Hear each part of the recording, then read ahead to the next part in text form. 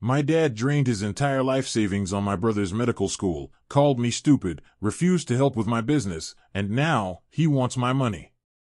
Before diving into this mess, let me paint you a picture of my family so you can understand the chaos that shaped me. I'm 21 now, but my journey started in a fractured home. My parents divorced when I was in middle school, and I later learned the brutal reason. My dad had an affair with his secretary. At the time, I didn't fully grasp what was happening, but the signs were always there: cold silence, sharp words exchanged when they thought I wasn't listening, and the heavy atmosphere that hung over our dinners like an unwanted guest. Even as a kid, I knew something wasn't right. When I saw other kids' parents laughing and holding hands, I'd feel this pang of jealousy, a longing for something I never had. My family wasn't like that. My parents might have been together, but they were anything but a team. And then there was my older brother, Eric.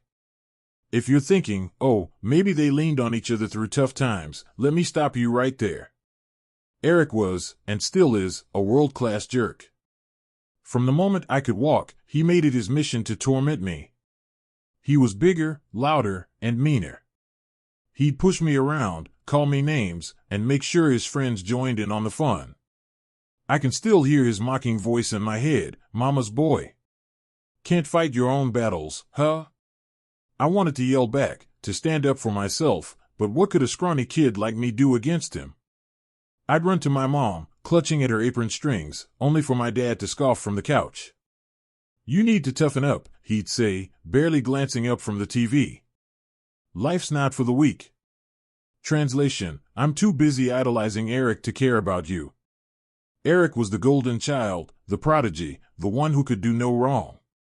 My dad would puff out his chest and brag to anyone who'd listen about his brilliant son destined to become a doctor. Meanwhile, I was the dreamer with ridiculous business ideas, the one he barely acknowledged unless he was pointing out my flaws. By the time I hit 8th grade, my mom had finally had enough. One night, she sat me down at our worn-out kitchen table, her hands trembling as she reached for mine. "I'm leaving your dad," she said, her voice steady but her eyes glistening with tears. I didn't ask why. I already knew. It wasn't until years later, during one of our rare heart-to-hearts, that she told me the full story. She'd found texts between my dad and his secretary. Explicit, shameless texts. The kind that make you question if you ever really knew someone. That was her breaking point, but the cracks in their marriage had been there long before. What gutted me most wasn't just that my dad had cheated, it was what my mom revealed next. "He never wanted you," she whispered, her voice cracking. When I told him I was pregnant, he demanded I terminate. But I couldn't. I wouldn't. My heart clenched. Suddenly, all those years of his coldness, his disdain, made sense. I wasn't just an accident to him, I was a burden. My mom fought for me, though. She stood her ground, even when it meant quitting her job and giving up her independence. She thought he'd come around, that once I was born, he'd see me and fall in love the way she had. But he didn't. He resented me from the moment I took my first breath. The guilt in her eyes as she told me this was almost unbearable. "I thought staying together was the best thing for you and Eric," she admitted. "But I see now, it only hurt you more." She didn't have to say it. I knew she was right. Growing up in that house, under my dad's sharp tongue and Eric's cruel smirks, had shaped me in ways I was only beginning to understand. When the divorce finally happened, it came with an arrangement I thought would save me: weekends with my dad, but never with Eric. At least I wouldn't have to deal with both of them at once. But those weekends were still hell. My dad would barely talk to me unless it was to criticize my plans, my clothes, my very existence. Starting a business, he once sneered. "You? Don't waste your time. Stick to something simple, like flipping burgers. That's more your speed." I laughed it off then, pretending his words didn't cut deep. But they did. They always did. And now, after all these years of dismissing me, of pouring his time, money, and affection into Eric, he's suddenly interested in me, because I have something he wants. Money. The irony isn't lost on me. The son he called stupid, the one he refused to support, is now the one he's turning to for help. And let me tell you, watching him squirm as he tries to justify why I should bail him out is both satisfying and infuriating. I remember the day my mom finally sat me down to discuss the custody arrangement. She'd been working on it with her lawyer for weeks, a delicate negotiation to keep the peace, though peace was the last thing my family ever managed to achieve. My dad wasn't thrilled about it. He believed that I needed to bond with my older brother, his golden child. To him, family was sacred, even if it was broken beyond repair. But I couldn't fathom bonding with someone like my brother. To me, he wasn't family. He was the villain in a story I couldn't rewrite. Thankfully, my mom saw things my way. She fought for an agreement where I'd only have to spend the bare minimum of my time with my dad and brother. Most of the time, it was just me and her, a duo against the chaos. But the holidays? Oh, the holidays were another story entirely. Every year, my dad insisted we play Happy Family, even though we all knew it was a lie. After the divorce, he'd started dating his secretary, a walking cliché that my mom loathed with every fiber of her being. Though he had the decency not to parade her around during our awkward holiday gatherings, her shadow lingered in every icy glance my mom sent across the room. The tension was suffocating, like standing in a room where someone had cranked the heater to max, but left the windows wide open. Despite the charade, none of us were fooling anyone. My brother and I had picked sides long ago, me with my mom, him with my dad, and our parents had done the same. It was unspoken but painfully obvious. The effort to pretend we were one big, happy family was like patching up a sinking ship with duct tape. Still, I tried to keep things civil. My mom had her reasons for staying silent, though I couldn't fully understand them back then. She told me it was because my dad was footing the bill for my college education, and any fallout could jeopardize that. So, I played along, biting my tongue at every snide comment from my dad, every patronizing look from my brother. I told myself it was temporary, a necessary evil. But that all came crashing down my senior year. I still remember the way my stomach dropped when my dad casually mentioned over dinner that there was no college fund for me. None. He had spent it all on my brother's medical school tuition. "You should have planned better," he said with a shrug, as if my future wasn't something he'd ever been obligated to care about. That night, I sat in my room, staring at the ceiling, my chest heavy with a cocktail of anger, betrayal, and panic. My mom's voice echoed in my head, "Be nice to your father. You'll need him." I laughed bitterly to myself. Nice? For what? For empty promises and a lifetime of being second best? I couldn't stew in my anger for long, though. My friends and I had already been toying with an idea that seemed increasingly like my only way forward. It had started as a joke. What if we started our own clothing brand? Something real, something for people like us who couldn't find clothes that felt like us. But as the weeks passed, that joke solidified into a plan, and before I knew it, we were sketching designs and drafting business pitches. We were just kids, barely 18, with no degrees, no experience, and definitely no connections. All we had was passion and desperation. Investors weren't exactly lining up to throw money at a bunch of teenagers with nothing but a dream. Every rejection felt like another nail in the coffin, but we kept going. When it became clear we'd need to rely on family for funding, my friends got their parents on board after some serious pleading. That left me. I knew my dad would be the toughest sell, but I had no choice. I had to try. The conversation played out in my head 100 times before I finally worked up the courage to call him. I imagined him laughing in my face, or worse, dismissing me altogether. And I wasn't far off. "I need to talk to you about something important," I began, my voice steady but my palms clammy. "Go on," he said, barely looking up from his phone. "I'm not going to college," I blurted out. The words hung in the air like a thunderclap. For a moment, he didn't react, and I thought maybe, just maybe, he wouldn't care. "Fine," he said finally. "Do whatever you want." Relief washed over me, too soon. "There's something else," I continued, my heart pounding. I need money. For a business. My friends and I are starting a clothing brand, and we need capital. His laugh was sharp, cutting. Clothing? You mean you want to play dress up and call it a career? It's not like that, I said, my voice rising. We've done the research, we have a plan. I don't care, he interrupted, his tone icy. There's no money for you. Never was. Your brother's medical school used up what I had. You should have thought of that before deciding college wasn't for you. The words hit me like a punch to the gut. He didn't even try to sugarcoat it.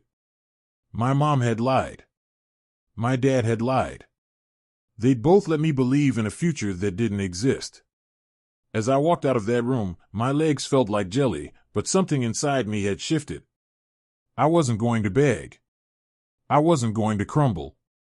If my dad wasn't going to help me, I'd find another way. I'd prove him wrong, not for his approval, but for myself. That moment became the fuel I needed.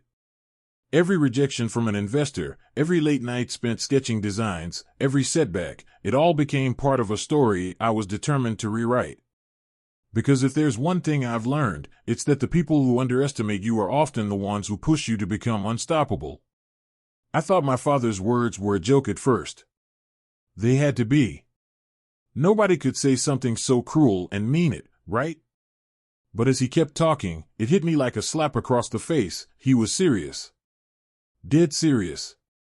We were sitting at the kitchen table, the same one where I'd spent countless dinners being quietly overshadowed by my older brother, Eric. My dad leaned back in his chair, arms crossed, his expression calm, even smug, as he explained why he had drained his entire life savings, $120,000, no less, to fund Eric's dreams of becoming a doctor. Dreams, it turned out, that were padded with wild nights and reckless spending. I never thought you'd need a college fund, he said casually, the words dripping like acid into my ears. You were never the academic type. I mean, look at Eric. He's the bright one. You've always had your little ideas. My little ideas. For a moment, I couldn't breathe. My chest tightened, my vision blurred, and the only sound in the room was the blood pounding in my ears. I was too stunned to speak. Then, it all came crashing down. So, let me get this straight, I said, my voice trembling. You gave everything to Eric? Everything you had? And you didn't save a dime for me because you thought I was, what, stupid? His silence was deafening. I mean, you're not wrong, he added after an awkward pause. You didn't apply to college, did you? You're proving me right. That was it. The floodgates opened. Years of resentment, years of being the afterthought in his life, boiled over in an angry torrent. You assumed I wouldn't want to go to college? Or were you just too cheap to care? Do you have any idea how humiliating it is to sit here and listen to you talk about Eric like he walks on water while I'm, some useless idiot who doesn't deserve a shot? My dad waved his hand dismissively, as if my anger was an annoying fly buzzing in his ear. You made your choice. Starting a business. That's your thing, isn't it? Look, it's worked out. You're doing fine. Why does it matter now? It mattered because he had never believed in me. Because he had written me off before I even had a chance to prove myself. I don't remember the exact words I screamed at him, but I do remember the look on his face, shocked, maybe even a little scared. For once, he didn't have a snide remark or a condescending comment. And when I finally stormed out, slamming the door so hard the walls shook, I knew that was it. I didn't see him again. I didn't want to. Fast forward 3 years. My business was thriving, more than thriving, actually. My brand was a hit with teens, our profits skyrocketing month after month. I had proven my dad wrong in every way possible. But then came the call. It was a random Wednesday when my phone buzzed with a number I didn't recognize. Against my better judgment, I answered. Congratulations on the business, my dad began, his voice overly casual, almost slimy. I waited for the punchline. Well, listen, he continued, This isn't just a social call. Eric's in trouble. Serious trouble. Of course. It was always about Eric. Apparently, Eric had racked up massive gambling debts, enough to make my dad nervous about dangerous people coming after him. He was hiding out at home, and my dad was desperate to bail him out.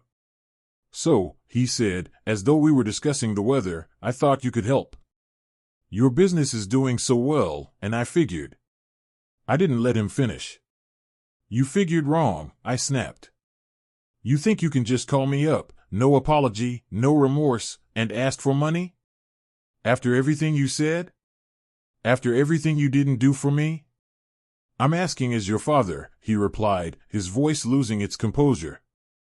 Eric's your brother. No, I said firmly. Eric's your golden child. Your problem.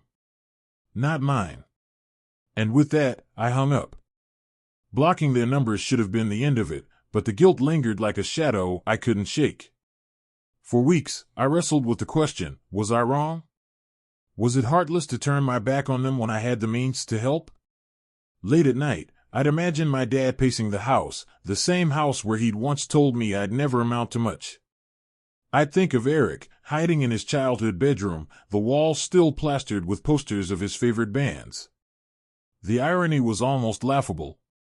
But then I'd remind myself of all the times I'd needed my dad, and he wasn't there.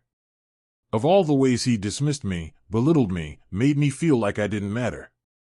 And I'd wonder, if the roles were reversed, would he have helped me? The answer was always the same. Your insights have been eye-opening. After a lot of back and forth in my mind, I've decided to take a few more days to think this through. It's tempting to act on impulse, but I don't want my emotions to steer the wheel. Until now, I hadn't spoken to my mom about this ordeal. She's been through enough. She cut ties with my dad and Eric around the same time I did, and I didn't want to dredge up old wounds. But something about her unwavering strength in the face of their manipulation made me think she'd offer clarity. When I finally called her, I let it all spill out, the debts, the plea for help, and my gnawing guilt. Her response shocked me. You owe them nothing, she said firmly, her voice steady but tinged with pain. They've never stood by you. Not once. An apology would have been the bare minimum, but they couldn't even manage that. Eric made his bed. Let him lie in it. She was right. It wasn't just tough love, it was the truth. Eric isn't some naive teenager anymore, he's in his 30s. He knew the risks, but Dad shielded him from consequences his entire life. You worked hard for your success, she added. Don't let them guilt you into giving it away. Her words stayed with me, reverberating like a mantra. But doubts crept in. What if they were telling the truth? What if their need was real? I couldn't shake the paranoia, the nagging sense that I might regret not helping them. A week passed, and I couldn't silence the uneasy voice in my head. What if something really bad happened? Could I live with that on my conscience? I decided to investigate, just to clear the air and find peace in whatever choice I made. I drove to my dad's house, bracing myself for the inevitable tension. But when I arrived, the sight of a new family unpacking boxes stopped me cold. Confused, I knocked on the door and introduced myself. Oh, they moved out weeks ago, the woman said, smiling politely. Weeks ago? That didn't make sense. I asked the neighbors, and they confirmed it. The house had sold quickly, netting a hefty sum. The location was prime real estate, and Dad had walked away with a small fortune. So why the desperate call for money? The pieces didn't add up until the call from my dad's lawyer this morning. Your father asked me to inform you that you're being excluded from his will, the lawyer said, her tone professional but distant. It seems you failed the test he set for you. A test. That's what this was. My dad and Eric weren't drowning in debt, they were testing my loyalty. Selling the house wasn't a desperate act, it was part of some twisted scheme to measure my worth in their eyes. I sat there, phone clutched in my hand, disbelief coursing through me. What kind of father does that? My frustration gave way to bitter laughter. If this was his idea of a test, I was relieved to fail. I didn't need his inheritance. I never did. My business was thriving, and for the first time in years, I felt untethered from the toxicity of their expectations. They could keep their money, their schemes, and their warped view of loyalty. I was done. It's been nearly a year since that mess, and life couldn't be better. I'm engaged now, to someone I've known since childhood. We reconnected last year, and it was like no time had passed. When you know, right? The engagement brought a lot of joy, but predictably, Dad and Eric found a way to make it weird. Yesterday, I got an email from them. In short, they congratulated me but said they wouldn't attend the wedding because, and I quote, "it wouldn't be appropriate to be at an event hosted by someone who doesn't respect us." I couldn't help it. I forwarded the email to my fiancée, my mom, and a few close friends. Their reactions were priceless. They assumed they were invited. My best friend texted back, followed by about 10 laughing emojis. The audacity was almost impressive. They managed to make my engagement about them. But honestly, I'm glad they're staying away. Sometimes, life gives you the closure you don't ask for but desperately need. And in this case, it came wrapped in delusion, signed with their usual arrogance. At least they're consistent. As for me, I'm happier than I've ever been. My life is full of love, success, and the kind of peace I never thought possible. They can keep their drama. I'm too busy enjoying the future they said I'd never have. Thank you for tuning in to today's story. Life's twists and turns can truly challenge our emotions, relationships, and sense of self. Let us know your thoughts in the comments below. What would you have done in this situation? Don't forget to like, subscribe, and hit the notification bell so you never miss another deep dive into the complexities of human stories. Until next time, take care and stay thoughtful.